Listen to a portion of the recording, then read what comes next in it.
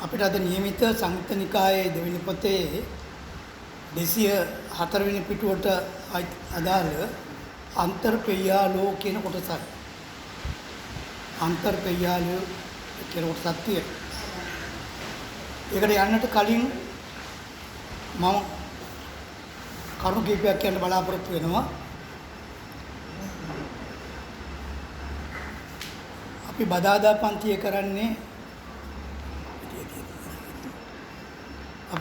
පන්තිය කරන්නේ අංගුත්තර නිකාය එක පොත. අංගුත්තර නිකායේ පොත් 6ක් තියෙනවා මේ වගේ. එක පොතේ කරන්නේ. ඒකේ තියෙනවා ඒකක දුක සහ තික කියලා නිපාත තුනක්. අපි ඒකක දුක කියන දෙක ඉවර කරලා තියෙන්නේ. දැන් තික නිපාතේ සූත්‍රවලයි අපි සැරිසරන්නේ. ඒ අතරතුර ගිය සතියේ මා කලාවේ පන්තියේදී සූත්‍රයක් ඒ සූත්‍රයේ අංගුත්තර නිකායේ තික නිපාතර වෙනකන් 1 2 3 කියන නිපාත කොටස් වෙනකන් සූත්‍ර නාමයක් නැහැ. තියෙන්නේ අංක වලින් තමයි අඳුනලා තියෙන්නේ. මම ඔබ දැනුවත් කළා තියෙනවා. එයා දැනුවත් කළා තියෙනවා. වම් පැත්තේ පාළි කොටසක් අරගෙන සූත්‍ර නාමයක් හදාගෙන මතක තියාගන්නට පහසුකම් ඇති කරගෙන තියෙනවා කියලා. ඒ අනුව ඒ සූත්‍රය අංක වශයෙන් තියෙන්නේ 3.2 5.1. ඒ අංගුත්තර නිකායේ 3.2 5.1 පිටුව ගත්තොත් 426. ඒ සූත්‍රයට යොදාගත් සූත්‍ර නාමය තමයි ඒවා සොයිසා මුද්‍රණයේ තියෙනවා. යොදාගත් නාමය තමයි අච්ඡායිකා කරණීය සූත්‍රය. සූත්‍රේ නම අච්ඡායිකා කරණීය සූත්‍රය. මේ ටික අහගෙන ඉන්න විතරයි මම ඔබට කියන්නේ. ඒ අච්ඡායිකා කියන එකෙන් අදහස් කරන්නේ යමක් කළ යුතු වෙලාවක් තියෙනවා නම් ඒක ඒ වෙලාවෙම කළ යුතුයි. අච්ඡායික කියන අදහස එන්නේ හිමයි. යමක් කළ යුතු වෙලාවක් තියෙනවා නම් ඒක ඒ වෙලාවෙම කරන්න ඕන. කෙරුවේ නැත්තම් පස්සේ පසුතැවිල්ලට යනවා. විපුටසරයට එනවා. අනේ විදිහ අදහසක් තමයි මේ සූත්‍රය තුළ දෙන්නේ.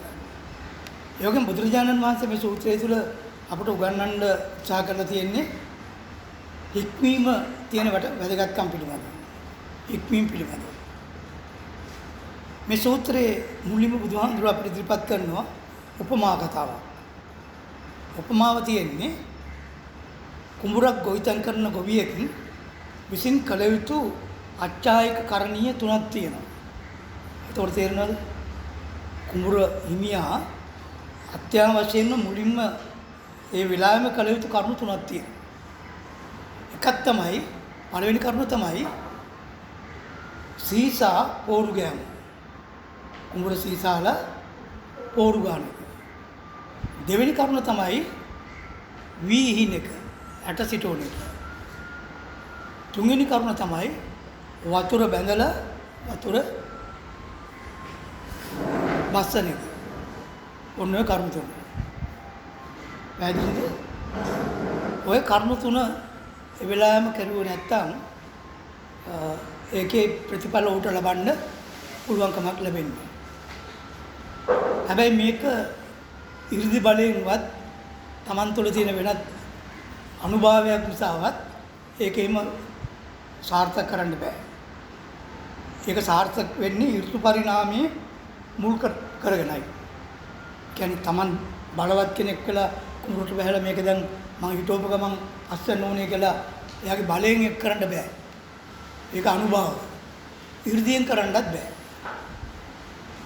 බුදුහාමුදුරුවෝ එකක් කියන සූත්‍රය. ඊළඟට මේක ඍතු පරිණාමයේ වෙන හැටි අටුවාව පැහැදිලි කරනවා. කොහොමද ඒක තියෙන්නේ? කුඹුරක් සීසාලා පෝරු ගාලා සීසාලා පෝරු ගාලා ඒ කටයුත්ත කරලා ඊළඟට අනතුරු ඔහු කරන්නේ ඇට හිටෝන එකයි. ඇට විසිරුණ එකයි. ඇට පිහිටෝනයි කියලා කියන්නේ. ඇට පිහිටවීමේදී ඇට හිටවුවට පස්සේ දවස් 3ක් විතර ගියාට පස්සේ ඒ කුඹුරෙන් සුදු පාට අංකුර දෙකක් එනවා. සුදු පාට අංකුර දෙකක් එනවා. දවස් 7ක් යනකොට ඒ අංකුර තද නිල් පැහැයෙන් නිල් පැහැ වෙනවා. ඊළඟට දවස් 45ක් යනකොට මාසකමාරක් කියලා තියෙනවා. අටුවා විස්තර කියන්නේ. මාසකමාරක් යනකොට මේක ගැප් ගන්නවා. විගහ ගැප් ගන්නවා. ඒ කියන්නේ කරල් මෝදු වෙනවා. ඊට පස්සේ මාස 3කට පස්සේ අස්වැන්න නෙලනවා. අස්වැන්න නෙලනවා. එතකොට දැන් කන්න දෙකම ගියේ වගාවක් විදිහට එක පේන්නේ නේද? අතන මාස 3ක් එකමාර 4මාර මාස 6ක් විතර යනවා. අවුරුද්දට කන්න දෙකක් කරන්න පුළුවන් කුඹරක් ගැන මේ කතා කරන්නේ. ඒතර මේක එයාගෙට ඉර්ධියෙන්වත් එයාගේ තියෙන බල ශක්තියෙන්වත් කරන්න පුළුවන් දෙයක් නෙමෙයි මේක. ඍතු පරිණාම ආදී න්‍යාම ධර්මයකින් සිද්ධ වෙන කටයුත්ත. බුදුහාමුදුරුවෝ උපමා වඩගෙන කියන වික්ෂුන් වහන්සේලාට වික්ෂුන් කියපුවාම අපිත් අයිති වෙන්න ඕන ශ්‍රාවකයෝ විදියට උපාසක කියන ගන්නට වෙනකොට කියන බුදුහාමුදුරුවෝ මේ සසරින් මිදෙන්න මගින් යම්කිසි ප්‍රතිඵලයක් ලබන්න ඕන නම් ඒ විදිහේ ශනිකව කළ යුතු අනිවාර්යෙන් කරගත යුතු කාරණා තුනක් තියෙනවා කියලා. ඒ තුන තමයි එකක් අදි සීල ශික්ෂා සමාදාන. අදි සීල ශික්ෂා සමාදාන. ඒ වචන එතන පද හතරක් තියෙනවා. හතර එකට එකතු කරලා කිව්වේ එතන අදි කියලා කියන්නේ අපි පාවිච්චි කරන මාර්ගඵල වලට අදි ගමනය කියලා වචනයක්. අධිගම ලබනවා කියලා කියන්නේ මාර්ගඵල. ඒත් එතන අධි කියන්නේ නිවන කියන එක. ඊළඟට සීල කියලා කිව්වේ සිතේ සහ කයේ සහ වචනේ ඇති වෙන සංවරය. කයේ සහ වචනේ ඇති වෙන සංවරය. ඊළඟට සික්ඛා කියලා කිව්වේ ශික්ෂාපද. සික්ඛා කියලා ශික්ෂාපද. සමාදාන කියන වචනේ පාවිච්චි කරපු එක අටුවාව පැහැදිලි කරනවා සමාදානය කියලා කියන්නේ අර වේරමණී වශයෙන් ගත්ත දේ දිගටම පවත්වාගෙන යාම. පැහැදිලි කියපු එක අඛණ්ඩව ඒ ශික්ෂාපද ආරක්ෂා කිරීම තමයි සමාදාන කියලා කියන්නේ. ඒතර අපි මම ඔබ දැනුවත් කරලා දෙන කල්මුත් පන්සිල් වල පද 10ක් තියෙනවා පහ නෙවෙයි. වේරමණී කියලා පහක් තියෙනවා සමාදාන කියලා පහක් තියෙනවා. දැන් මේ සමාදානය කියන එක තමයි දිගට පවත්වාගෙන යන්න ඕනේ. අදි සීල සික්ඛා සමාදාන. දෙවෙනි කටයුත්ත තමයි අදි චිත්ත සික්ඛා සමාදාන. ශික්ෂා සමාදානයේ සඳහා සික්ඛාපද චිත්ත සමාදානයේ සඳහා සික්ඛාපද බුදුහාමුදුරුවෝ පනවන අපමාදෝ වගේ ඔක්කොම තියෙන ඒවා. තුන්වෙනි එක තමයි අර්ථින් තේරුම් ගන්න ඕන. තුන්වෙනි එක තමයි අදි පඤ්ඤා සික්ඛා සමාදාන. මේ පද හතරම තේරුම් තියෙනවා. ඊළඟට අපි බුදුහාමුදුරුවෝ ලෝකෙ පහළ වෙන්න කලින් තුමුනේ සීල සමාධි ප්‍රඥා කියලා. මම ඔබ නිතර දැනුවත් කරනවා. එතන සමාධි කියන එකට බුදුහාමුදුරුවෝ ගත්තේ සිත. චිත්ත ගත්තේ. ඇයි ඒ කියන එක ප්‍රශ්නාර්ථයක් දාලා අපි උත්තරයක් හොයාගෙන කිව්වොත් බුදුදහමේන අනිත් විස්තරත් එක්ක සම්බන්ධ කරලා ගත්තොත් අපේ ධර්මයේ තුල මුලයට වඩා හදවතට තමයි මූලස්ථානය දීලා තියෙන්නේ. හදවතේ තමයි සියලු සිතුවිලි පහළ වෙන්නේ. තියෙනෝනේ චරිත 6ක් ගැන කියලා සද්ධා චරිත ආදී වශයෙන් චරිත 6ක් ගැන කියනවා. හදවත තමයි මුල. හදවතේ සබ්ස්ටේෂන් එකක් විදිහට තමයි අපේ ධර්මයේ තුල මුලේ පාවිච්චි කරන්නේ. නමුත් තාක්ෂණීය විද්‍යාව තුළ මුලේ තමයි මුල් කරන්නේ තියෙන්නේ. හදවත තාම මේගොල්ලෝ පරිශීලනයට අහු වෙලා නැහැ. දැන් මේ අලුත් මේ සතවර්ෂය තුළ ඒගොල්ලෝ ඒ ගැන හොයාගෙන කියලා වාර්තා තියෙනවා. ඒ විදිහට ගත්තාම බුදුහාමුදුරු චිත්තය කියලා ගත්තේ සමාධියෙන් දැන් චිත්තය කියලා ගත්තෙම හදවත ඇසුරු කරගෙන ඇති වෙන චෛතසිකයන්ගේ වැදගත්කම් පෙන්වනවා. ඒවා තමයි අපි මුලින් නවත්ත ගන්න ඕන දේවල්. ඒක තමයි හිත සංවර කරගන්න පුළුවන්කම තියෙනවා. ඒසයි ඒ ගැන දැනුවත් වෙන්න. ඔන්න ඔය විදිහට අර කුඹුරේ උපමාව අරගෙන අපිට මේ ජීවිතයේදී එහෙම කරන්න කියලා කිව්වේ මුලින් සීල ශික්ෂාව ආරක්ෂා කරන්න ඕන කය වචනේ ඊළඟට චිත්ත සික්ඛා සමාදාන වෙන්න ඕන කියන්නේ සිත සංවර කර ගන්න ඕන තුන්වෙනුව ඒ සංවරය තුළ ලැබෙන ප්‍රඥාව තමයි නිවනට යන්නේ මේක කොටස් දෙකකට බෙදනවා අපි දැන් මේ කියන්නේ යන සූත්‍රය ඒක මම මුල් කරගෙන මේක කොටස් දෙකකට බෙදනවා එකක් තමයි මේ ධර්මයේ අවබෝධ කරගන්න ශාස්ත්‍රවරයෙක් ඕන ගුරුවරයෙක් ඕන ගුරුවරයෙක් විසින් කියා දීපු කොටස ඉවරුණාට පස්සේ ඒක තමන්ගේ ජීවිතය තුළින් ප්‍රායෝගික කරගන්න ඕන කරන්නේ තමයි ඒක ගුරුවරයාට කරන්න බෑ ඒක ගුරුවරයාට කරන්න බෑ ඒක තමා විසින් කළ යුතු දෙයක් ඒ ගැනත් මම කතා කරනවා මේ සූත්‍රේ ආවට පස්සේ එතකොට ඊළඟට කියනවා බුදුහාමුදුරු මේ සූත්‍රය තුළ අටුවාවෙන් මේක පැහැදිලි වෙන්නේ අටුවාවේ නැත්නම් වලින් මිනිස්සෙක් වශයෙන් ඉපදෙච්ච අපි යුග තුනකට අයිති වෙනවා යුග තුනකට අයිති වෙනවා ඒ යුග තුන තමයි ළමා සහ යෞවන කියන කාලය ළමා සහ යෞවන කියන කාලය ඒ යෞවන කියන එකෙත් අපි ඒ යෞවන කියන එකෙන් බාරගන්නේ යෞවනයේ මුල් අවස්ථාව. ඒකට කියන්නේ තරුණ යෞවනය කියලා ගත්තට ඒක කිසි වරදක් වෙන්නේ නැහැ. ඒ මුල් අවදියේ ළමා කාලයේ සහ යෞවන තරුණ අවස්ථාව මුල් කාලය. යෞවන කාලයේ අවස්ථා දෙකකට එනවා.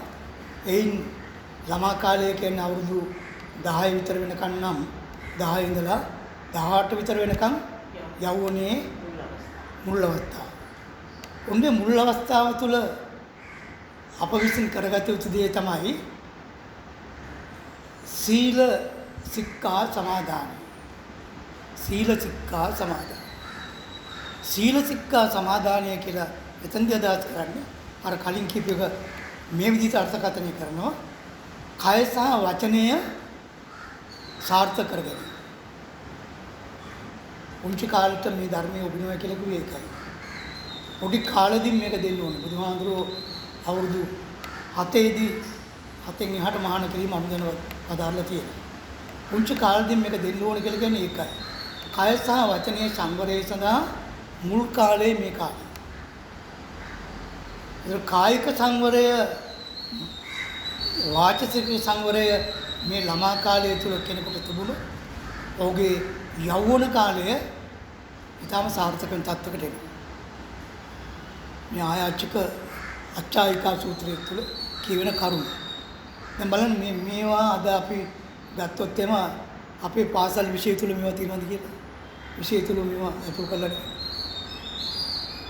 ඒවල තියෙන භූගෝලයේ ඉතිහාසයේ සාහිත්‍ය කියලා ගත්තොත් ඒකත් අයින් කරලා දැම්මා. ඒ විදිහේ තාක්ෂණික වටිනාකම් තියෙන දේවල් තමයි තියෙන්නේ.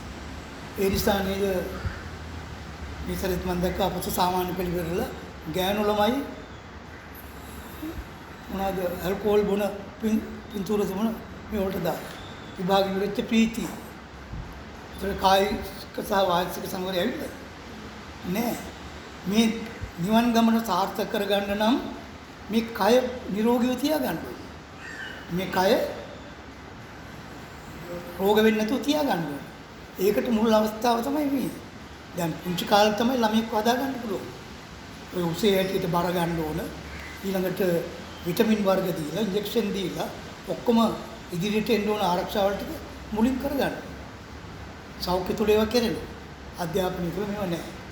ඊළඟට දෙවෙනි අවස්ථාව ගැන කියනවා. දෙවෙනි අවස්ථාව ගැන කියනවා යෞවන සහ මධ්‍යම කාලය. යෞවන සහ මධ්‍යම කාලය තුලදී විවිධ දේ තමයි සිත සංවර කරගන්නේ. සිත ඉතාමත් ව්‍යාකූල වෙන්නේ මේ කාලේ. අසංවර වෙන්නේ මේ කාලය තුල. අර කායික සහ වාචික සංවරය තිබුණා නම් සිතේ සංවරය ඇති කරගන්නට උට අමුතු වෙහසක් වෙන්න ඕනේ. අමුතු වෙහසක් වෙන්න ඕනේ. මන මේ විදිහ සූත්‍ර තියෙනවා. මේවා එළියට එන්නේ නැහැ නේ විස්තර වෙන්නේ. අපි අර අසරින්ගරින්ග සූත්‍රයට යන නිසා මේවා අපිට ගන්න පුළුවන්. ඊළඟට තුන්වෙනි අවස්ථාව කියනවා වැඩි නැත්තම් මහලු අවස්ථාව. අර කලින් අවස්ථා දෙක කායික වාචසික සංවරයත් මානසික සංවරයත් ආවොත් මහලු කාලය තුල ඊතා සුවසේ සැපසේ ඔහුට ජීවිතේ අවසන් කරන්න පුළුවන්කම ලැබෙනවා. අර උපමාවෙන් ගත්තේ මොනවද පුතෝ? ඒ නිසි කලට නිසි දේ සකස් වුණොත් මේක ඇත්තට අමාරු නෑ. පින්වත් අපි මේ මහලු කලට ගිහිල්ලා තමයි මේ වට මේ මොනේ හැබැයි මම නම් පුංචි කාලේ ඉඳලම ටිකක් හිටියා කියලා මට ආත්ම ගෞරවයක් තියෙනවා. පවුලේ පස් දෙනෙක් හිටියා. මම බාලය පවුලේ 4 දෙනාව දැන් නැහැ. ඒ 4 දෙනා පුංචි කාලේ අම්මට කියන්නේ මං එනකොට උන්න තාත්තා එනවා කියලා. ඒ කියන්නේ මම පඬිතුකම් කියවනවා ඉඳගෙන ඉවම. ඒ නිසා මට ඒ ආදර්ශේ ආවදෝ කියලා හිතෙනවා. මම බුදුහාඳුරුවන්ගේ දේශනාවක තියෙනවා තව තැනක තියෙනවා අවුරුදු 120ක් ගිය මහලු කෙනෙක් එනවා පැවිදි වෙන්න. බුදුහාඳුරුව අහනවා ඒ වෙලාවේදී. ඇයි ඔබ තරුණ කාලේ මේ ගැන හිතුවේ නැත්තේ? ඒ හාඳුරුව මහාන කලේ නෑ කවුරුවත්. නමුත් පස්සේ බුදුහාඳුරුව මෙයාව මහාන කළා මාර්ගඵලලාභී කෙරුවා. ඒ නිසා මහලු වෙලත් පුළුවන්කම තියෙනවා තමන් කෙරේ පාපෝච්චාරණය කරලා සමාව ගත්තොත්. දැන් අර වතුර බැඳීම සහ කැපීම දිහා බලන්න. දැන් වතුර කුඹුරට ඕනනේ. ඕනේ කියලා වතුර තියෙන්න ඇරියොත් එම වතුර ටික බස්සන්නේ නැතුව. මොකද වෙන්නේ? ගොයන් ගහ කුණු වෙනව නේද? කුණු වෙනවා. වතුර බැඳලා දවස් 3ක් 4ක් යනකොට ඊට පස්සේ කඩන්න ඕනේ. ඒ විදිහ නිසි කලට ඒ දේ කෙරුනේ නැත්තම් එහෙම වෙනවා කියලා කියනවා. දැන් මම මේ කතාවෙන් කියන්න උත්සාහ කළේ මේ පටිච්චසමුප්පාද ධර්මයේ අප සාර්ථකත්වය ලබන්න නම් ගුරු ඇසුර ශාස්ත්‍රවරයෙක් ඕනමයි. ඊට පස්සේ තමන් විසින් කරන්න පුළුවන්. බුදුහාමුදුරුවෝ නිසා තමයි බුදුහාමුදුරුවෝ දේශනා කළ ධම්මපදයේදී අත්තාකාරී සතගත. මම මඟ පෙන්වන්නේ විතරයි. මට අතින් ඇදගෙන ඔබ නිවන්ට යන්න බෑ. මම පාර පෙන්වලා දුන්නාට පස්සේ ඔබ තමයි ඊට කියන්නේ. අපි ඒක කඩලා පෙන්වනවා. දැන් තව පොඩි කතාවක් කියලා යන්න ඕන. ඒකත් පටිච්චසමුප්පාද සම්බන්ධයි. පටාචාරා කතා වස්තුව ගත්තා. පටාචාරා කියන නම ඇවිල්ලා තින්නේ අටුවාවේ කියන විදිහට අංගුත්තර අටුවාවේ විස්තර තියෙනවා. අටුවාවේ කියන විදිහට චාරයක් නැති වස්ත්‍ර කියන තේරුමයි පටාචාර. චරිතවත් නැති වස්ත්‍ර ඇති. චරිතයක් ඇති වෙන්න නම් චරිතවත් වෙන්න නම් විලැජ්ජාව වැහෙන්න වස්ත්‍ර අඳින්න ඕනේ. නමුත් ඇය පටාචාරා කියලා නම් වෙන වෙලාවේදී ඇගේ චරිතවත් ස්වභාවය ඇති වෙන වස්ත්‍ර ඇගේ තිබුණේ නැහැ. ඒසයි පටාචාරා. පටාචාරා සිටු දිනිය. පවුලේ හිටිය එකම දුව. අම්මල තාත්තා විශාල බලාපොරොත්තු වෙන හිටියා. නමුත් සිටු මාලිගාවේ වැඩ කරපු මිනිහකාරයෙක් එක්ක පැනලා ගිය නිසා නෙවෙයි. පටාචාරාගේ අපදානයේ තියෙනවා.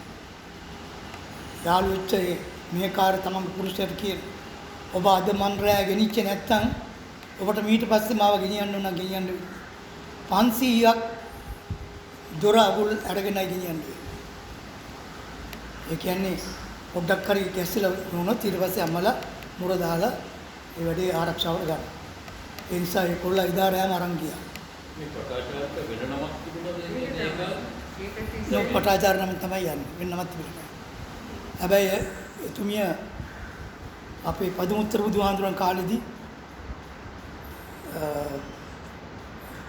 ඒ සිටු දියණියක් එක්තරා භික්ෂුණියක් විනීතර අග්‍රඵල ලබනවා දැකලා ඒකට කැමති වෙලා ඇය ඒක පතාගෙන දන් දීලා අපේ කාශ්‍යප බුදුහාඳුරන් රජුරන් කාලේ වෙනකම් දිව්‍ය ලෝක මනුෂ්‍ය ලෝක සම්පත් විඳින්න ඇවිල්ලා තියෙනවා.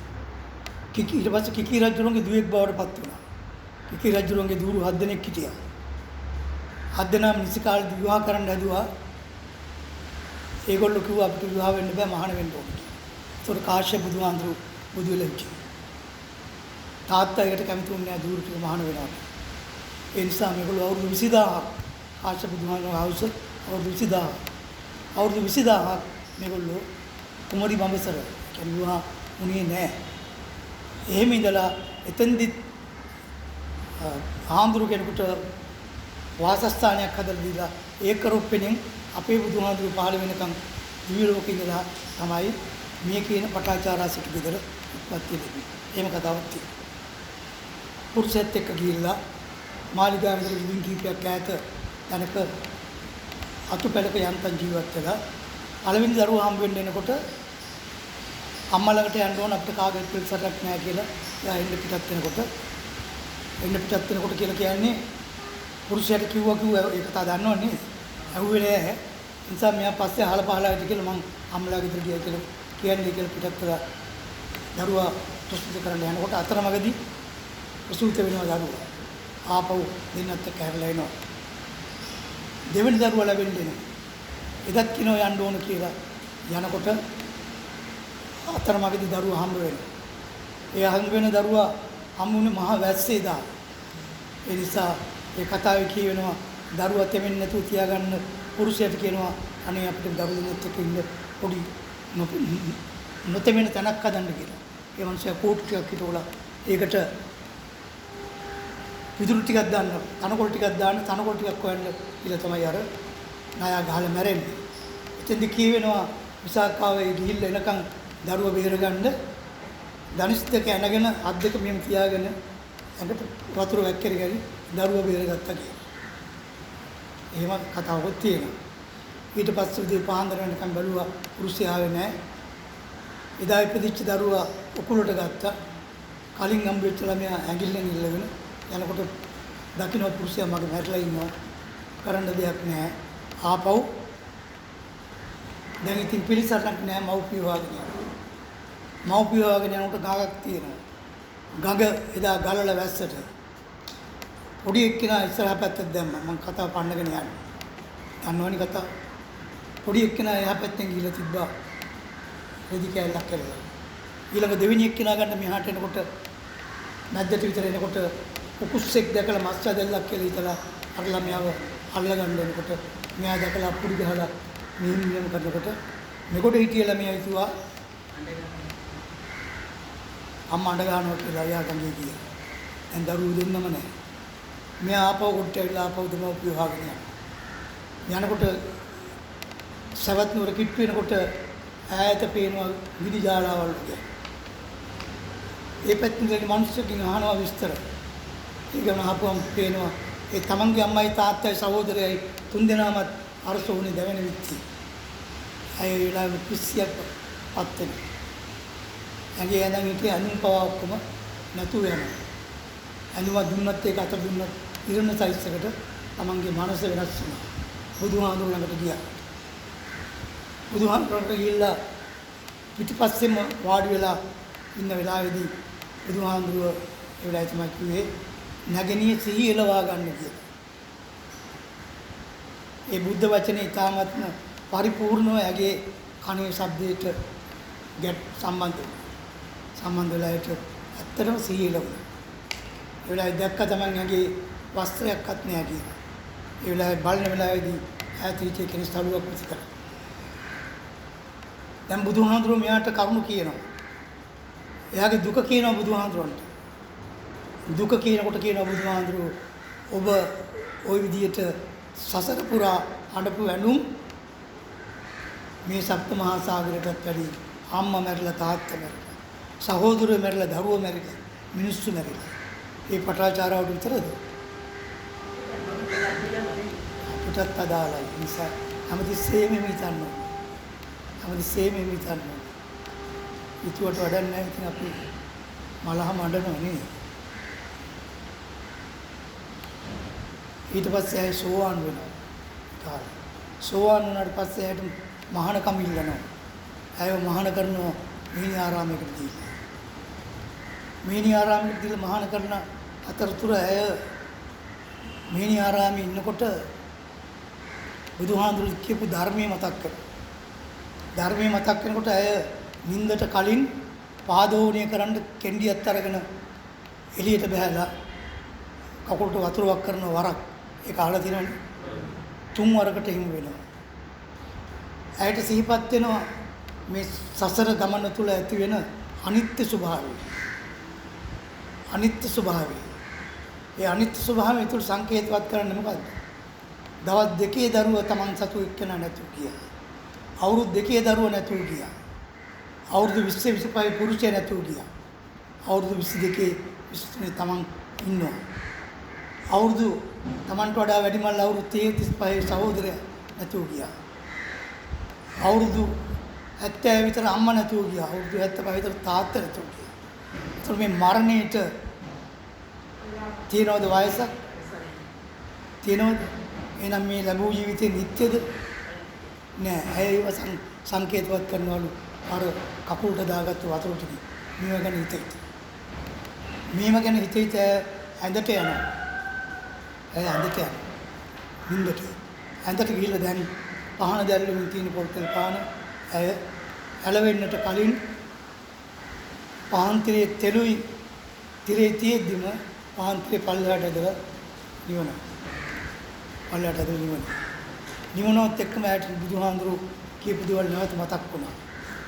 එනිසා පින්වත් අපිත් මේ අහන හැම දෙයක්ම මතක තියාගන්න ඕනේ. මම සමහර තැන් සම්බන්ධ කරලා ඒවට ගන්න නිසායි මතක තිබිච්ච නිසා ඇයට මතක් වෙනවා. ඇයට මතක් වෙනවා මේ ජීවිතය තුළ වයස ඉතුරු තුමුණත් සම්පත් ඉතුරු තුමුණත් ධනවත් කළ හිටියත් ඒ සියලු දේ තිබුණත් මේ ජීවිතෙන් ගැලවෙන්නට පුළුවන්කම තියෙනවා කියලා. තෙල් තිබුණ පහන්තරේ තිබුණ අපි හාලකින් තෙලුත් නැත්තම් පාත්‍රය නැත්තම් කතාවනේ. තියෙද්දි අය රහත් භාවයට ඒ අවස්ථාවපත් වෙච්ච බව. ඒ නිසා මේ අපි කියන්න යන සූත්‍ර දේශනා තුළ හැමතිස්සෙම ඉක්ුත් දේවල් එක්ක ඔබ සම්බන්ධ කරගෙන මේ தත්තට සිහිපත් කරන්න කියලා මතක් කරනවා.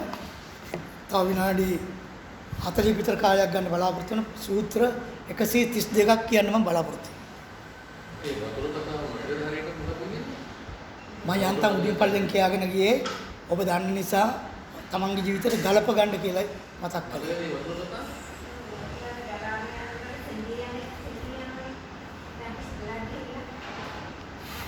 ඔය ඉස්සලා ටිකක් දැම්මම පොඩි දුරක් ගිහලා ඒක නවතිනවා. තව දැම්මම තව ටිකක් දුර ගිහලා ඒ කතාව වෙන්නේ. ඒක තමයි. ඒ කතාව සම්බන්ධ වෙන්නේ මේ ජීවිතයේ ආයුෂ පිළිබඳව. ඇයට සංකේතවත් වෙනවා. දැන් අපිටත් අපේ ජීවිතය තුළ ඇති වෙච්ච දේවල් අපිට ගලප ගන්න පුළුවන්. අන්තර්පෙය්‍යාල කියන කොටස අපි කරන්නේ සාමාන්‍යයෙන් ව්‍යවහාරය තුළ අන්තර්පෙය්‍යාල විස්තර කිරීමට පෙළඹෙන්නේ නැහැ. නමුත් මම හිතුවා ඔබත් එක්ක මේ ත්‍රිපිටකයේ ඉතාමත්ම ගැඹුරට යමින් සිටින වෙලාවක මේ පිළිබඳවත් විස්තරයක් කියලා ගියොත් හොඳයි කියලා. සාමාන්‍යයෙන් අන්තර කියලා කියන්නේ අතර ඇති කියන තේරුමයි. අන්තර කියලා කියන්නේ අතර ඇති කියන තේරුම. පෙය්‍යාල කියලා කියන්නේ කියපු දෙයක් යලිත් සංක්ෂේපව සඳහන් කිරීම තමයි පෙය්‍යාල කියලා කියන්නේ. කලින් මේවා කියලා තියෙනවා.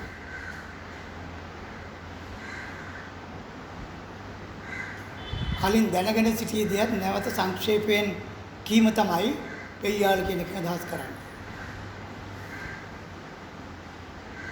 ඒතර අන්තර්පෙය්‍යාල කියලා කියන්නේ ඒ සූත්‍ර දේශනා අතරතුර ඒවා සාරාංශ වශයෙන් සිහිපත් කිරීම වලට යොදා ගැනීම කරන කොටසක්.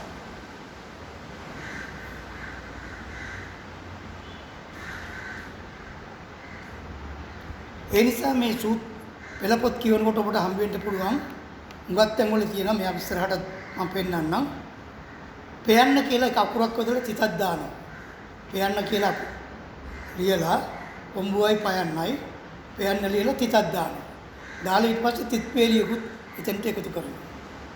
ඒකෙන් අදහස් කරන්නේ මෙතනින් එහාට ඒ ටික කලින් අහපු ටික සම්බන්ධ කරගන්න කියන එක තමයි ඒක කියන්නේ.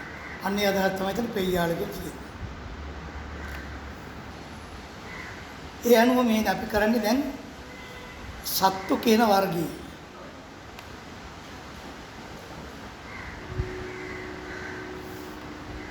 ඒ වර්ගයේ 1.9.1 පළවෙනි සූත්‍රයේ ජරා මරණ සූත්‍රය. පළවෙනි එක ජරා මරණ සූත්‍රය. අපි මේ වෙනකොට අභිසමී සංයුත්තේ තුල පටිච්චසමුප්පාදය විස්තර කරපු සූත්‍ර දේශනා තුල මේ ජරා මරණ කියන සූත්‍රය 82 වෙනි සූත්‍රය. අපි සූත්‍ර 81ක් කරලා තියෙනවා. තවත් සූත්‍ර 30 ගණක් විතර ප්‍රකටව ගත්තොත් පේනවා අභ්‍යන්තරයෙන් තවත් සූත්‍ර 132ක් තියෙනවා.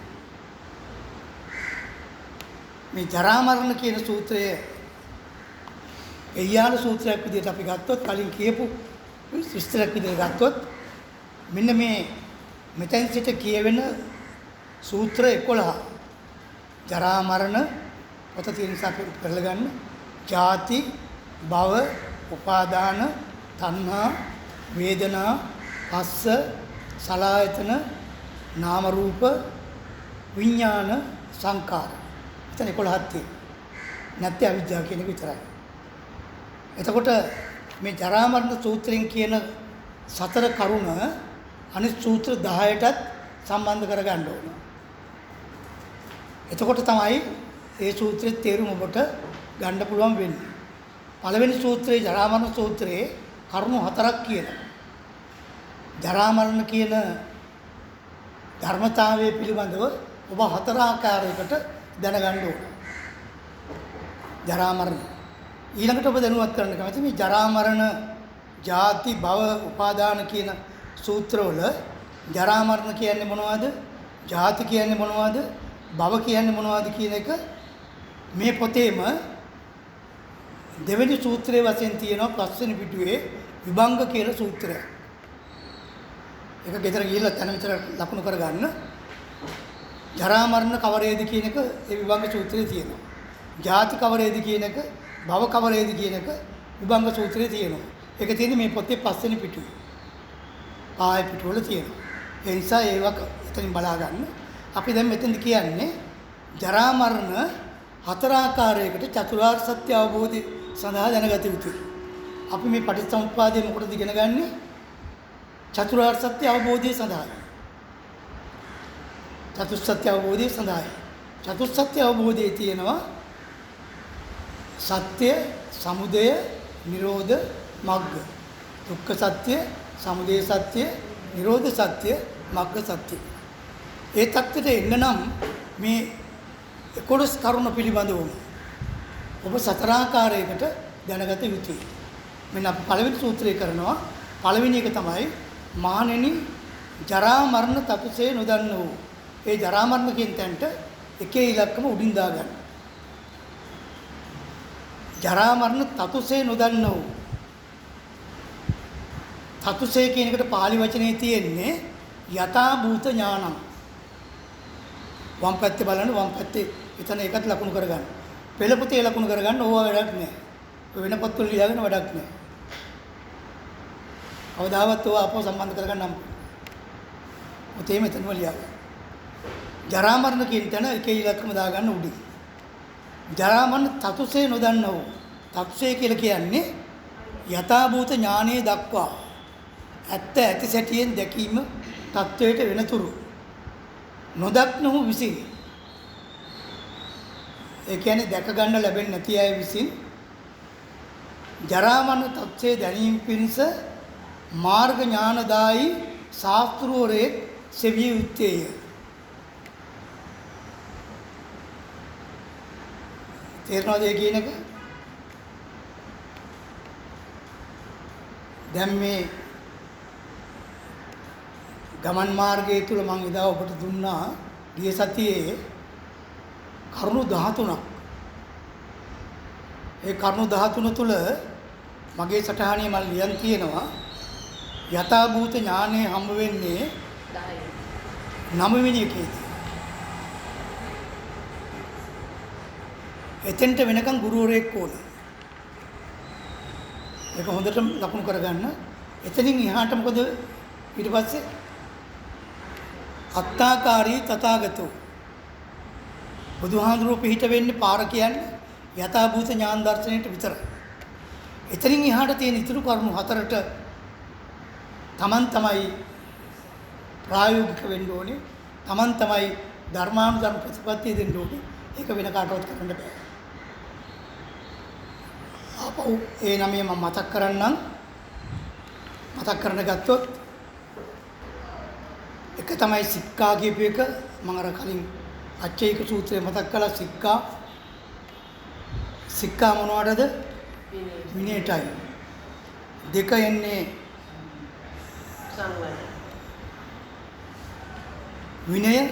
විනය මොකටද? සංවරය සඳහා. මේව කවුද කියලා දෙන්නේ? සික්කාපද කවුද පැනෙන්නේ? අපේ ශාස්ත්‍රුන් වහන්සේ. අපේ ගුරුවරයා. සංවරය මොකටද?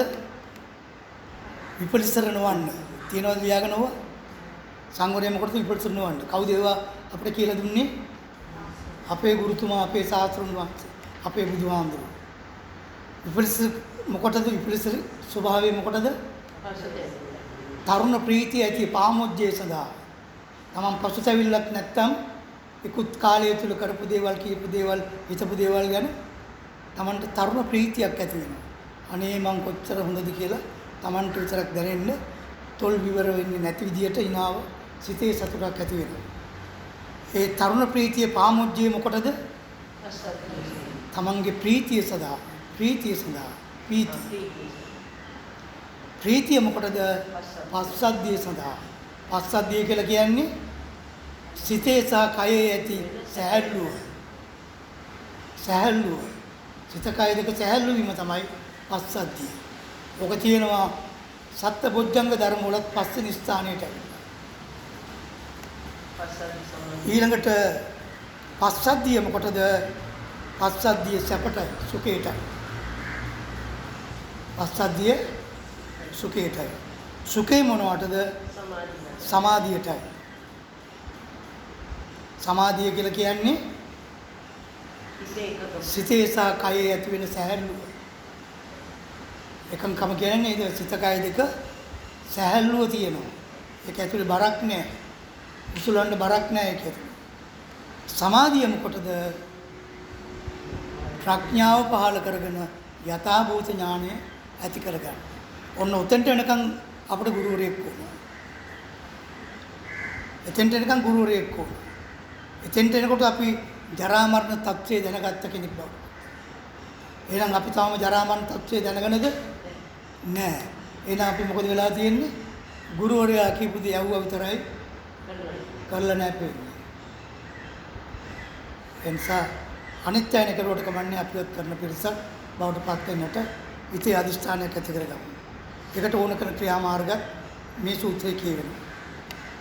ඊළඟට තියෙන යථාභූත ඥාන දර්ශනයෙන් පස්සේ තියෙනවා නිර්වේදය, නිර්වේදයෙන් පස්සේ තියෙනවා විරාගය, විරාගයෙන් පස්සේ තියෙනවා විමුක්තිය, විමුක්තිය පස්සේ තියෙනවා විමුක්ති ඥාන දර්ශනය.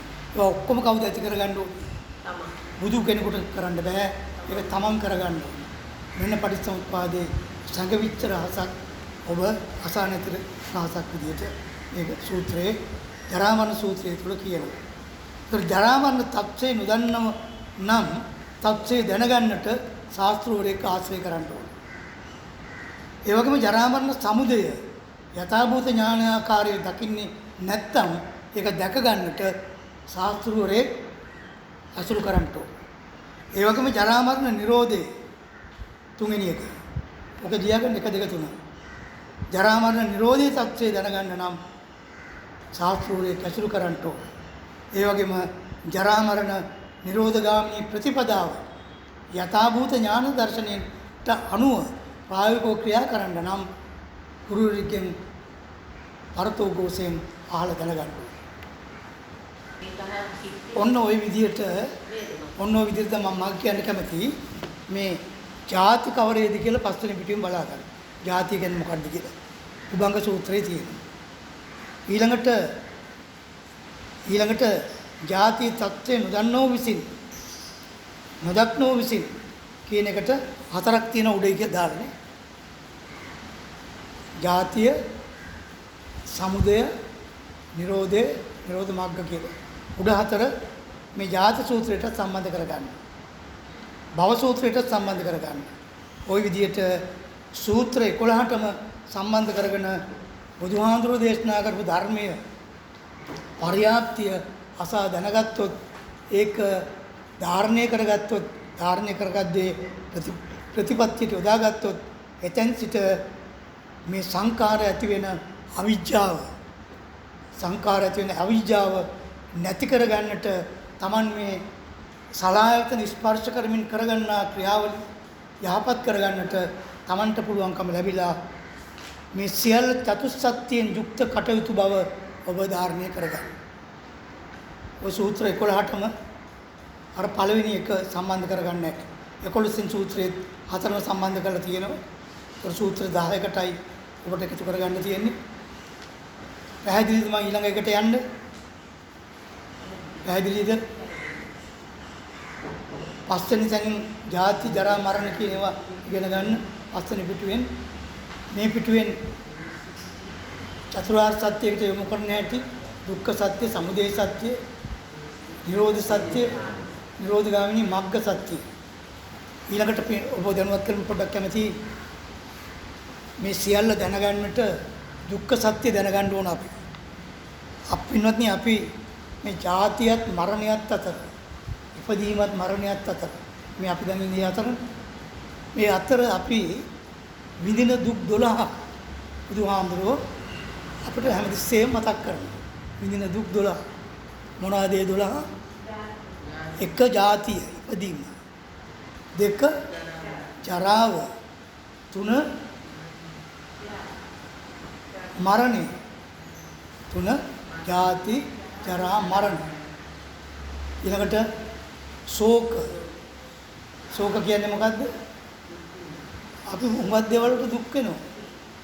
ටීවී එකේ මොකක් හරි අපිට දුක් සහිත දෙයක් දැක්කම තේ දුක් වෙනවා.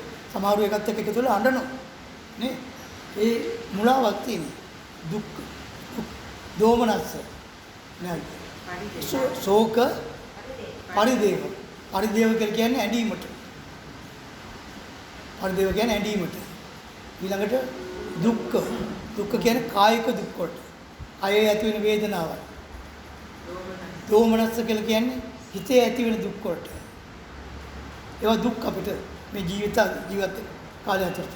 මේවා එක ජීවත් වෙවි අපි මේක අමතක කිරීම තමයි අපි බාලුව වශයෙන් කරන්නේ. ඥානවන්තයෝ වශයෙන් නම් මේවා පිළිබඳ වඩා වැටහීමක් ඇති වෙනවා. ඊළඟට උපායාස. උපායාස කියලා කියන්නේ වැළපීම. ඇඬීමයි වැළපීමයි දෙකක්. වැළපෙනවා කියන්නේ මොකද්ද? ඔව් පපුට ගග අනුන්ට ඇහෙන්න හයියෙන් කෑ ගන්න. ඒක වැළපීම. අරක ඇඬීම කියලා කියන්නේ නෑ ඇහෙන්නත් අඬන්න පුළුවන්. නේ? ඉතින් අඬන්න සෝනපද. වැළපීම කියන්නේ සද්ද ඇහෙන්න කරන. බලවත් වැළපීම.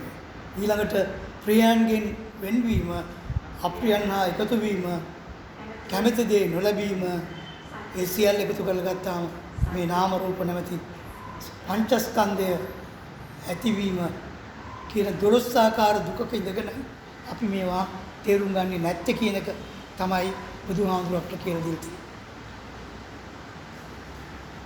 තවත් විනාඩි 25ක් තියෙනවා. සූත්‍ර 121ක් කරන්න බලාපොරොත්තු වෙනවා. මේක අර සත්ත්ව වර්ගය, මේක සික්ඛා වර්ගය. සත්තු කියන්නේ සත්ත්ව කියන්නේ සත්තු වර්ගයේ සත්තු කියන්නේ සත්තු නෙවෙයි සාස්තු. සික්ඛා අංක 2 සික්ඛා වර්ග 209 පිටුව බලන්න. සත්ත්ව වර්ගයේ කියන්නේ සත්තු කියන්නේ සත්තු කියන්නේ ශාස්ත්‍රු. ශාස්ත්‍රු කියන අදහසෙන්. සත්ව නෙමෙයි. නෑ. කායන මාප්‍රාණ කායන වලට මුලින්ම කිව්වේ. ඔව්. ඒ ශාස්ත්‍රු. පත්තාදී මොනස අපි මේ ශාස්ත්‍රු වලින් ඕනේ මොකටද කියලා කතා කළේ මෙච්චර වෙලා. ඊළඟ එක 2 සික්ඛා. ශික්ෂාපද. ජරා මරණ ආදී සූත්‍ර 11ම මේකට අයිති. අර කලින් කියපු 11ම ගන්න ඕනේ. අරගෙන මෙන්න මේ විදිහට හිතන්න ඕනේ. මහණෙනි ජරා මරණ තත්ත්වය නොදන්නව විසින් නොදක්නෝ විසින් ජාති මරණයේ තත්ත්වය දැකීම පිණිස ත්‍රිවිධ ශික්ෂාව කටයුතුයි. මොන ශාස්ත්‍රයේ ඉගෙනවීම අපිට කියන මෙන්න මේක කරලා උඹලා මේ මගට වරෙල්ලා. මග පෙන්වීම මේකයි. මේ සික්ඛාපද ආරක්ෂා කරපළා. සික්ඛාපදයේ අර්ථය තමයි මම අර ඔක්කොම නිවන් දැකීම දක්වාම විමුක්තිය දක්වාම කිව්වේ. දැන් මේක උදන්න කියනවා මේ ත්‍රිවිධ ශික්ෂාව උදන්න කියනවා මේ සූත්‍ර 11ටම. ජාති සූත්‍රයට, භව සූත්‍රයට, උපාදාන සූත්‍රයට ඔය විදිහට සූත්‍ර 11ටම උදන්න කියනවා. මේ ත්‍රිවිධ ශික්ෂාව කියන්නේ මොකද්ද පින්වත්නි? අදි සීල ශික්ෂා සමාදානේ, අදි චිත්ත ශික්ෂා සමාදානේ, අදි පඤ්ඤා ශික්ෂා සමාදානේ. මං කලින් කතාව කිව්ව මතකද? කමති කුඹුර උපමාවට අරගෙන ඒ නිසි කලට නිසි දේ අපි කරගත්තොත් අපිට පසුතැවිලි නැතුව ජීවිතේ ආයුෂ විඳගෙන මිය පරලෝ යන්නට, ඒ කියන්නේ ditta ධම්ම වේදිනිය වශයෙන් මේ ශාසනයේ විපුල ඵල ලබන්නට පුළුවන්කම ලැබෙනවා. එතකොට මතක තියාගන්න තන සූත්‍ර 11ක් කෙලිව. සික්ඛායට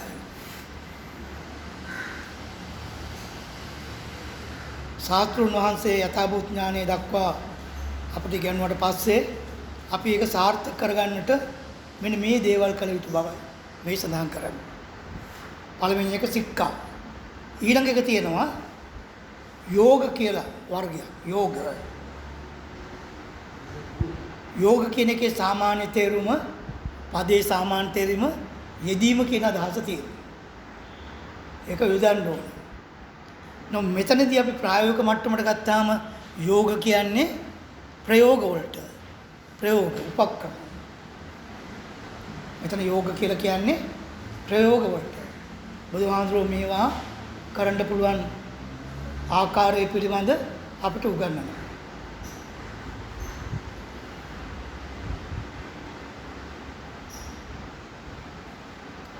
මේ යෝග ප්‍රයෝග බුදුහාමුදුරුවෝ කියලා දීපු ප්‍රයෝග යොදාගත්තොත් අන්තිමට අපි අහලා තියෙන යෝගක්කේ මං අනුත්තරං කියලා ඉදමක් තියෙනවා. අනුත්තර தත්වෙට මේ යෝග තුල ඔබට යන්න පුළුවන්කම ලැබෙනවා. දැන් ඒකෙදිත් කියනවා ජරා මරණ දල සූත්‍ර 11ක් මේ ප්‍රයෝග උපාය මාර්ග විමුක්තිය සඳහා යොදාගත්තොත් ඔබට මතුවෙන බාධක ඒ යෝග ඖෂධයක් විදිහට පාවිච්චි කරලා ඔබට පුළුවන්කම ලැබෙනවා මේ ගමන් මග ඉවර කරගන්න. දැන් පැහැදිලි කරගත්තද? සික්ඛා කියන්නේ ශික්ෂා පද වලට, යෝග කියලා කිව්වේ ප්‍රයෝග වලට. ඒ ප්‍රයෝග බුදුහාඳුර අපිට කියලා දෙලා තියෙනවා. මුගලන් හාඳුර සෝවාන් වෙලා හිටියේ බුදුහාඳුර එක්තරා අවස්ථාවකදී නිදිමරව ඉන්න දැක්ක බුදුහාඳුර. නිදිමරව ඉන්නවා දැකලා බුදුහාඳුර ඒකට දේශනා කරපු වෙනම සූත්‍රයක් තියෙනවා පචලායන සූත්‍රය කියලා. මමත් නිදිමරව හිටියේ. ඔව් මම දැක්ක ඉතින්. ඔබතුමිය තමයි කීප දෙනෙක් භාගයට අස්වාගෙන හිටියේ. මම හිතේ ඒව ගණන් ගත්තොත් එමේ වැඩේ කරන්න බෑ. එක්කෙනෙක් හරි මේකෙන් ගොඩ ගියොත් ඇති කියලා මං ඉන්නේ. ඒකට මට දැන් තේරුණා මොකද්ද මේ ඒකයි මම මහත්යගෙන් ඔව් ඒ වෙලාවේ බුදුහාමුදුර මොගලන් හාමුදුරන්ට කියනවා නිදිමත આવොත් කරන්න ක්‍රම 6ක් තියෙනවා මේ පචලායන සූත්‍රයේ. මහත්ය මාව නිදිමත නැති කළා. ඒ කියන්නේ වශී වෙලා දෙමු. හඬට. හොඳයි. ඒ විදිහට ඔන්නෝම හිතා ගන්න වෙලාවමදි වෙයි. අද ඉවර කරන්න ඕන මට. ඊළඟට ජරා මරණ ආදී සූත්‍ර යෝග ක්‍රමයට අපි බැලුවා. හතරවෙනි එක ඡන්ද ක්‍රමය. ඡන්ද කියලා කියන්නේ කැමැත්ත. ඒ සූත්‍රයේ අන්තිම කොටස තියෙනවා කත්තු කම්මිතා කුසල ඡන්දේ ඇති කරගත යුතුයි කියන. ඒ නිසා මේ විමුක්තියට යන්න නම්, නිර්වාණයට යන්න නම්, දුකෙන් මිදෙන්න නම් ඔබ කත්තු කම්මිතා කුසල ඡන්දේ. කත්තු කියන්නේ කරනවට. ඡන්ද කියලා එතන කම්මිතා කියලා කිව්වේ කැමැත්තට. එතකොට කුසල් කරන්න කැමති කෙනෙක් බවට පත් වෙන්නට ඕන මේ කියපු 11 ආකාර සූත්‍ර දේශනා තුළ ඔබ බුදුහාමුදුරු ශාස්ත්‍රෝරෙක් වශයෙන් පිළිගත්තා නම් උන්වහන්සේ දෙන උපදෙස් තමයි ඔබ කැමැත්තක් ඇති කරගන්න. දැන් ඒක හොඳට පැහැදිලි වෙන්න ඕනේ අපිට. අපි මේ පාර යන්ද ඊට අනිද්දම නිවන්ට කියලා ඇහුවොත් කවුරුත් කියනවා තව වැඩ තියෙනවා කියලා නේද? ඉවර නෑ. දැන් එනකොටම කිව්වා හරියට වැඩ කියලා. ඉතින් කොහොමද නිවන යන්නේ? හරියට වැඩ හින්දා තමයි අර මට තෙහෙට්ටුව. තෙහෙට්ටුව නිසා තමයි නිින්ද යන්නේ. දැන් මේක විවේකයක්. ඔව්. මේක අපි කරන්නේ භාවනාවක් මේ කරන්නේ. ඒකයි මම දැන් මේ මොකද්ද මේ මට මේ විට තැන. ඔව්. දැන් හරි. එතකොට මෙතන ඡන්ද කියලා ඡන්ද වර්ගයෙන් කියන්නේ ඒ සූත්‍ර 11ටම ඔබ කත්තු කම්මිතා කුසල ඡන්දයක් ඇති කරගන්න කියලා කියනවා. මම කලින් දවසකත් කිව්වා බොහෝ ඇත්තෝ අපි සන්තන් වල කතා කරනකොට අහනවා එතකොට ඔය නිවන් යන්න තියෙන ආසාව නෙවෙයිද කියලා. ආසාව කියලා කියන්නේ ලෝභය, අවිද්‍යාවන්, තණ්හාවන්. එහෙම එකක් නෙවෙයි නිවන් යන්න තියෙන්නේ. මොකද්ද තියෙන්නේ? කත්තු කම්මිතා කුසල ඡන්දයක් තියෙනවා. නිවන් යන්න අපි ගාව තියෙන ඡන්දයක් තියෙන, කැමැත්තක් තියෙන. කැමැත්ත කියන්නේ ආසාවක් නෙවෙයි. කැමැත්ත කියන්නේ ආසාවක් නෙවෙයි. කැමැති දේ නොලැබෙනවා කියන එක දුකක් කියලාත් අපි හිතන්නේ. ඊළඟ එක උස්සලෝහි වර්ගයේ. උස්සෝල්ලි වර්ගයේ. ඕක මෙහෙම શબ્ද කරන්න උවන්න අල්සයන්න සෝවන්න අල්ලහන්න කියන්නේ. උස්සෝල්ලි වර්ගයේ. පාලියෙන් ලියන හැටි මේ තියෙන්නේ උවන්න සයන්න බැඳි සායන්න. ඒතකොට શબ્ද කරන්නේ පළවෙනි සයන්න අල්සයන්න විදිහටත් දෙවෙනි සයන්න සෝ විදිහටත් තමයි ඒක ගන්න. ලයන් අල්කර ගන්නවා. හල් වෙන්න ඕන. උස්සෝල්ලි වර්ගය. උස්සෝල්ලි කියලා කියන එකේ සිංහල අර්ථය ගත්තොත් එහෙම තියෙන්නේ බලවත් වීරිය කියන එකත් අවශ්‍යයි. අපේ ශාස්ත්‍රුන් වහන්සේ මේ කියලා දීපු යථාභූත ඥාන දර්ශනය උපදවා ගන්න. මොකක්ද අවශ්‍ය? බලවත් උත්සාහයට අධික වීරිය ඕන. ඒකට මම ඉංග්‍රීසියෙන් ලියාගෙන තියෙන වචනයක් strenuous effort කියලා. අපි කියන්නේ strength එකක් ඕනේ කියලා. මේකෙන් strenuous effort කියලා තියෙනවා. ඊළඟ සූත්‍රයේ තමයි යන්න කැමති. ඊළඟ එක දැන් මෙතන උත්සාහය කියලා කියන්නේ අධික වීරිය කියලා කියන එකත් සටහනක් දාගන්න පොතේම ඒ කියන්නේ මේ Tamanට ඉදිරිපත් වෙන ඕනම ගැටලුවක් ඉවස ගන්න පුළුවන්කම තියෙන්න ඕන. ඒකයි මෙතන උස්සෝල්ල කියලා කියන එකේ තියෙන්නේ. ඒක සටහනක් දාගන්න. මොකද වීරිය කියන වචනේ තව පල්ලෙහාට කීප්වලක එනවා. උස්සෝල්ලි අධික වීරිය කියලා කියන්නේම මේකේ තියෙන අදිමාත්‍ර වීරිය කියලා අදිමාත්‍ර වීරිය කියලා කියන්නේ ඉදිරිපත් වෙන සියල්ල ඉවසා ගන්න පුළුවන්කමක් තියෙන්න ඕන. අපිට මතකයි බන්දුල මල්ලිකා කතා වස්තුව. ඔබට මතකද? දම්පද අට කතාව වෙනවා. තමන්ගේ පුරුෂයාත් තරුණ වයසේ දරුවෝ 32 දෙනාත් මැරිලා ඉන්න හසුන ඉන්නේ ගහගෙන ආන්දුට දන් දෙනවා. නේද? ඒ ඉවසිය යුතු අධික වීරිය තිබිච්ච ස්වභාවය දක්වන තැනක් ඒ. මට මතක් වෙනවා මේ විදිහට අපිට බුදුහාමුදුරු දේශනා කරපු දේවල් මතක තියාගන්න පුළුවන් නම් ඒවා හුඟක් දුරට වෙනවා. එතන මෙතන උස්සෝල්ල කියන තැන ඉවසන්නට ඕන දේවල් ඉවස ගන්න පුළුවන්කම. අනේ මට නම් මේක ඉවසන්නම බෑ කියලා කියන වචනේ මේ ගමන් මාර්ගය තුල අදාළ නැති බව තමයි මේකෙන් කියන්නේ. එහෙම වෙනව නේද? නේ මට නම් මේක ඉවසන්නම බෑ කියලා. මොකද ඉවසන්නම ඕන එතන තමයි කියලා මේ උස්සෝල්ල කියන වචනේ පැහැදිලි කරනවා. ඊළඟ වග්ගයේ නම් කළ තියෙන සූත්‍ර 11 නම් කරලා තියෙන්නේ. මෙතන සූත්‍ර 11 පෙන්නන්නේ එකයි. අර විදිහට ගන්න ඕන කියලා මම කිව්වා. ඊළඟ එක තමයි තියෙන්නේ අපපටි වාණි වග්ගය. අපපටි වාණි වග්ගය. අපපටි වාණි කියලා කියන්නේ නොපසුබස්නා වීර්යය. පසුබැස්මක් නැතුව නොපසුබස්නා වීර්යය.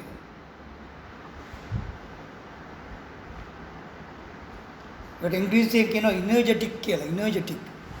මම දැක්ක බැටරි එහෙම නම් කරලා තියෙන එනර්ජි කියලා. ඔය සස්තජන් එහෙම නම් කරලා තියෙනවා එනර්ජි කියලා. නේ එනර්ජටික්.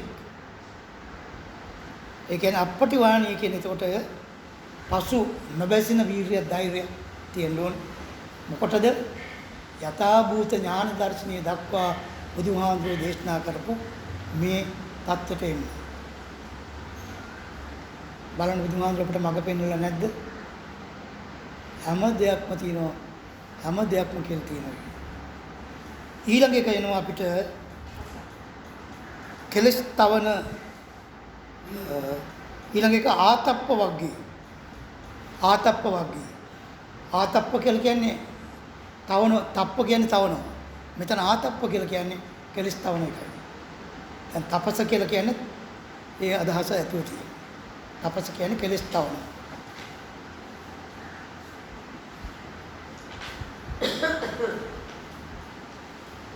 මේ කෙලස් තවන වීර්ය කොහොමද? ඒ කොයි විදිහකද? මේක ටිකක් දුෂ්කර එකක්, වෙහෙසකර එකක්. මේක දුෂ්කරයි, වෙහෙසකරයි. ඒ නිසා ඒ දුෂ්කරකම් ආවට, මහන්සි ආවට අකණ්ඩව කඩා ගන්න නැතුව ඒකට කැප වෙලා කරන වීර්යය තමයි මෙතනදී ආතප්ප වීර්යය කියලා කියන්නේ. කෙලස් තවන වීර්යය කියලා කියන්නේ ඒකට. මොකද්ද? අමාරු බව තේරුණාම, මහන්සි බව තේරුණාම සාමාන්‍යයෙන් හිතන දෙයක් තමයි කෙනෙකුට දැන් ඉතින් මෙතනින් එහාට බෑ කියලා. අන්න ඒ වෙලාවේදී ඒක කඩ වෙන බව තේරුම් අරගෙන ඒ වෙනුවෙන් අකණ්ඩව කැප වෙනවා නම් ඒකට තමයි ආතප්ප කියන වචනේ පාවිච්චි කරලා තියෙන්නේ. දැන් මම මේ ආතප්ප කියන සටහනක් තබන් තියෙනවා. මේ දුෂ්කර වීම වගේම වෙහෙසකර වීම කියලා කියන්නේ අපි යම්කිසි තැනකට ඇවිල්ලා කැපකිරීමක් කරන්න වෙනවා. කැපකිරීමක්. යම්කිසි තැනකට ඇවිල්ලා අපි කැපකිරීමක් කරන්න වෙනවා. කැපකිරීම කියන එක අදහස් තේරෙනවද? දැන් අපි සමත මණ්ඩලයේ ඉන්නවා, අපි වචන පාවිච්චි කරනවා. අපි දෙන්නම ඒ දෙපැත්තේ විත්‍යයි පැමිණිල්ලයි ඒක සමත කරගන්න ඕන නම් එයත් යම් කිසි කැපකිරීමක් කරන්න ඕනේ, මෙයත් යම් කිසි කැපකිරීමක් කරන්න. ඒ කැපකිරීම තමයි එහෙම අදහස් කරන්නේ. වගේ දැනට ආවට පස්සේ කැපකිරීමක් කරන්න. එතකොට එක්කෙනෙක් කියනවා මට මෙයාගෙන් රුපියල් 80000ක් එන්න තියෙනවා කියලා. විත්තිපත්සේ කියනවා යා නෑ මම එයාට දෙන්න තියෙන 50000යි කියලා. දැන් අපි යෝජනා කරනවා අපි අධ්‍යක්ීම් අනුව 50000යි 80000යි අතර තියෙන වෙනස 30000යි. අපි යෝජනා කරනවා එක්කෙනෙක් 15000 ගන්න කැප කරන්න. එක්කෙනෙක් 15 කඩු ගන්නවා, එක්කෙනෙක් 15 වැඩි කරනවා. සාර්ථකයි. ඒ ආතප්ප වර්ගය තුල කෙලස් තැවීමට අපිට කැපකිරීමක් අවශ්‍යයි. කැපකිරීම තුල මම සටහන් දෙකක් තබාගෙන තියෙනවා. බුදුහාමුදුරු සික්ඛාපදවල පනවනවා විකාල භෝජන වේරමණී කියන්නේ. මිනිසුන් 3 වේල කාලෙමදි 5 වේලක් කන ඇත්තේ. එක වේලක් නැති ඇත්තේ. බුදුහාමුදුරු ඒක භක්තිකයි. බුදුහාමුදුරු එක් වේලයි වළඳන්නේ. ඒ කැපකිරීම තුල තමයි මේ தත්ත්වය ආවේ.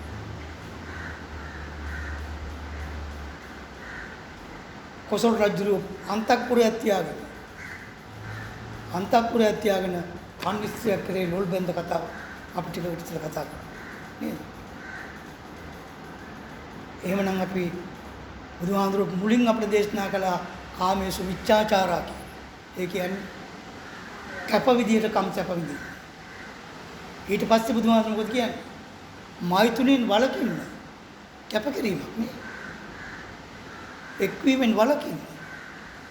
අප්‍රඥාචාරියා වේරමණී සික්ඛාපද.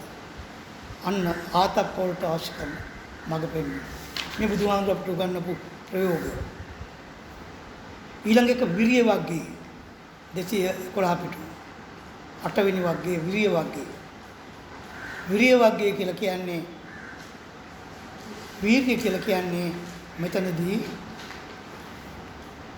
සූත්‍රයේ කියන තත්ත්වයේ දැනීම පිණිස වීර්ය කටයුතුය. වීර්ය කටයුතුය. වීර්ය කටයුතු වෙන්න නම් අපිට පැහැදිලි කිරීමක් කරන අටුවාව මේ වචන තෝරගන්න. දැන් අපි යම් කිසි දෙයක් නිතරම කරලා පුරුද්දක් නෑ මේක අදාළ වෙන්නේ ඒක නෙවෙයි. එෆර්ට් කියන එකටයි මේක සම්බන්ධ වෙන්නේ. මෙතන වීරිය කියලා කියන්නේ අර අකණ්ඩව කරගත්ත දේ කිසියම් දෙයක් නිසාවත් ඛණ්ඩක නොකරගෙන පවත්වාගෙන යාම වීර්ය බවට කියන්නේ. උත්සාහය කියලා තමයි අපි පැහැදිලි වචනෙන් ගත්තොත් තියෙන්නේ. එෆර්ට්. ඊළඟට බුදුහාමුදුර අපිට මඟ පෙන්නනවා සාතච්ච කියලා වර්ගයකින්. සාතච්ච වර්ගය තුල කියනවා ජරා මරණයේ තත්ත්වය දැනීම පිණිස සතත ක්‍රියා කටයුතුයි. සතත ක්‍රියා කටයුතුයි. ඒක තමයි පැහැදිලි කරන්න යන්නේ. ඒක සිංහලට දාලා තියෙන සතත ක්‍රියා කියලායි. සතත ක්‍රියා කියලා කියන්නේ ඒක කරලා පුරුද්දක් තියෙන්න ඕනේ. නිතර කරන කටයුත්තක් බවට පත් කර ගන්න ඕනේ. නිතර කරන කටයුත්තක් බවට පත් කර ගන්න ඕනේ. උදාහරණ මගෙන් දෙන්න කිව්වොත් එහෙම උද්ගලාභිවාදනයක් වෙනසා කියන්න කමක් නැහැ. එනිසා තම තමන් තුළ මේ බුදුහාඳුරු කියන ගම මග තුළ තමන්ගේ එදිනෙදා ජීවිතයට නිතර කරන ක්‍රියාවක් විදිහට සිහි ඇතුව දවසේ අවසානයේදී මතක් කරගන්න පුළුවන් ක්‍රියාවක් විදිහට කුමක් හෝ දෙයක් තෝරගෙන ඉන්න. ඒක තමයි සාතච්ච බවට පත් වෙන්නේ. ඒකට ඒක නිතර කරන වැඩක් බවට පත් වෙනවා. ඊළඟට බුදුහාඳුරු අපිට අනුශාසනා කරන සති වර්ගය. සති වර්ගය. සතිය කියපු ගමන් අපි පුරුදු වචනයක් නිසා එච්චර ගණන් ගන්න නැහැ. සතිය කියලා කියන්නේ සිහියටයි. සිහියට ඉංග්‍රීසියෙන් කියන්නේ මෙමරි කියලායි. මේ මෙමරි කියන වචනේ දන්නවා නම් අර දන්න අපි දැනගෙන ඉන්නට වඩා වැඩි වෙනසක් තියෙන බව මතක තියාගන්න.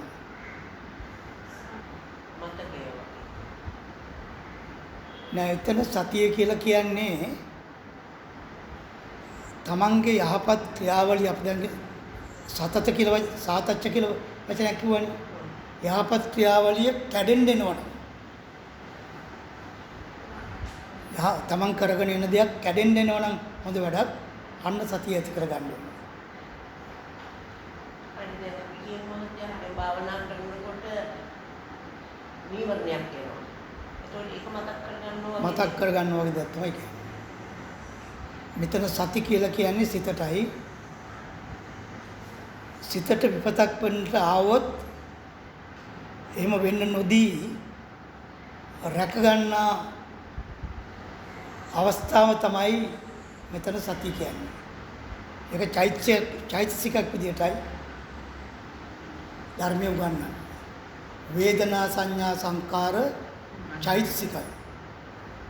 ඒක සිතක් බවට පත් වෙන්නේ විඥානයේ එකතු වුණාම. මුල් තුන එන්නේ චෛතසික. ඒ වගේ මේ මෙතන සතිය කියලා කියන්නේ චෛතසික ස්වභාවයේ පුරුද්දක් විදිහට තිබුණොත් අර නරක විඥානයකට සිත සකස් වෙන්නේ නැහැ. ඊළඟ එක සම්පජඤ්ඤ වර්ගයේ.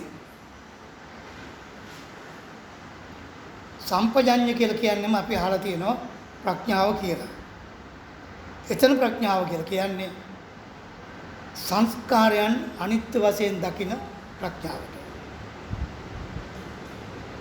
අනුබුදුහාමුදුරුවෝ අපිට යථාභූත ඥාන දර්ශනය උපදවා ගන්නට දීපු මඟ පෙන්වීම.